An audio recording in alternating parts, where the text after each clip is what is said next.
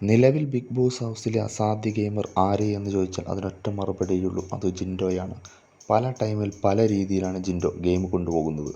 ഇന്നലെ ഒരു ഉദാഹരണം നടന്നു. ഇന്നലെ ജിൻഡോ ഋഷിയുടെയും അൻസിബയുടെയും അടുത്ത് പോയിട്ടെന്ന് പറഞ്ഞു, റോക്കി പോയതിൽ എനിക്ക് വല്ലാത്ത വിഷമമുണ്ട്, റോക്കി അസാധ്യ ഗെയിമറായിരുന്നു, സിജോ പോയതിൽ എനിക്ക് വിഷമമില്ല, അവൻ പോവേണ്ടയാളാണ് എന്നൊക്കെ പറയുന്നുണ്ട്.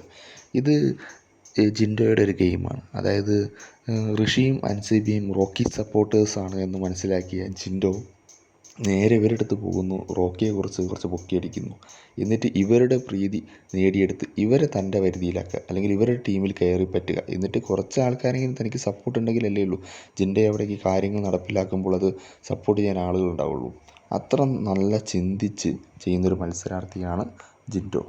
പല ടൈമിൽ പല രീതിയിൽ ചിന്തിക്കും. അവിടെയുള്ള മത്സരാർത്ഥികൾ പറയുന്ന പോലെ ഒരു മണ്ടനൊന്നുമല്ല ജിൻഡോ. അവിടെ നന്നായി ഗെയിം ആലോചിച്ച് കളിക്കുന്ന ഇപ്പോൾ ഉള്ള ഒരു മത്സരാർത്ഥികൾ ഒരാൾ മാത്രം ജിൻഡോയാണ്, ബാക്കിയെല്ലാം കണക്കാണ്.